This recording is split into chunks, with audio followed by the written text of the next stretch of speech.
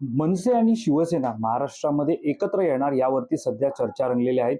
एकीकडे साथ आहे, दुसरीकडे प्रतिसाद आहे, टाळीला टाळी मिळते, अशा सुद्धा चर्चा आहेत.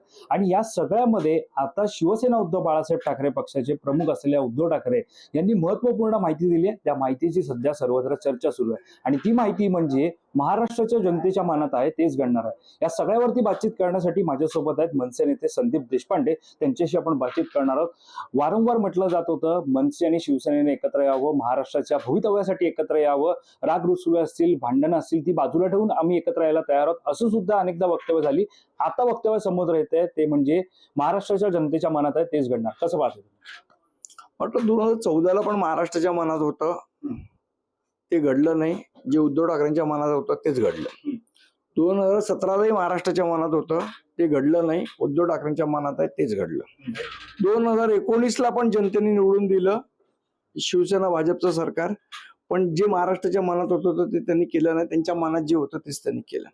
आता 2025 आहे, आताही ते म्हणाले महाराष्ट्राच्या मनात जे आहे ते होईल. तर वाट बघा तुम्ही आणि मी.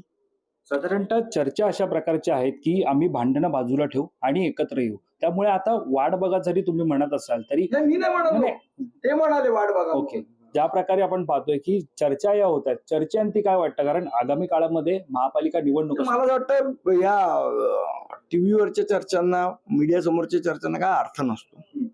ज्या वेळेला एखादा ठोस प्रस्ताव येईल त्याच्यावर जो काय तो योग्य तो निर्णय राजसाहेब घेतील.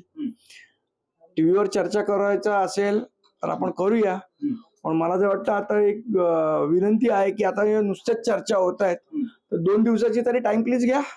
संदीपजी, या अगोदर सुद्धा तुम्ही मनसे आणि शिवसेना युती संदर्भात जेव्हा बोलत असाल त्यावेळेला म्हटलं होतं की प्रस्ताव गेलेला होता, मात्र प्रस्तावाला योग्य ते उत्तर मिळालं नव्हतं. आता जर युती होणार असेल तर प्रस्तावाची वाट तुम्ही पाहणार का? आम्ही काय कोणाची वाट नाही बघत. आम्ही आमचं काम चालू केलं आणि काम करतोय. त्यांना पाठवायचं ते पाठवतील, नाही पाठवायचं नाही पाठवणार. तुमची प्रतिक्रिया काय? कारण जनतेमध्ये पाहायला गेलं तर शिवसेना असेल, मनसेची असेल, कार्यकर्त्यांमध्ये सुद्धा सकारात्मकता आहे. तुमची सकारात्मकता कशा प्रकारे या सगळ्यावर? अहो काय म्हणजे सकारात्मकता म्हणजे काय करायचं? असं बोललं की सकारात्मकता असते का? रोज सकाळी उठून 9 वाजता म्हटलं आम्ही सकारात्मक आहोत असं म्हटलं की सकारात्मकता असते का? सकारात्मकता ही कृतीतनं दिसावी लागते, नाहीतर त्याला मराठीत एक म्हण आहे, बोलाचा भात आणि बोलाची कढी. संदीपजी, एक वेगळा प्रश्न आहे. कोकणातून सध्या तुमचे मनसेचे कार्यकर्ते नेते असलेले वैभव खेडेकर यांची सध्या नाराजी नाट्य ज्या प्रकारे असल्याची चर्चा होत्या, त्या नाराज असल्याचं सुद्धा बोललं जात होतं. पोस्ट त्यांची व्हायरल होत होती, मात्र आता तुम्ही त्यांची भेट घेतलेली आहे, नाराजी दूर झालेली आहे. वैभव आणि मी लहानपणापासून या पक्षामध्ये काम केलं, आम्ही मित्र आहोत. नाराजी बिराजी तर काय प्रत्येक घरी कुरबुरी होत असतात, एवढं काय त्याला.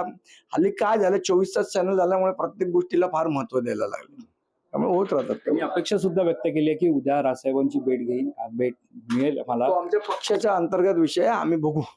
धन्यवाद आमच्याशी बातचीत केल्या संदर्भात. कॅमेरा पर्सन अवधेश खोरीसह मी वैभव पाटील, मुंबई.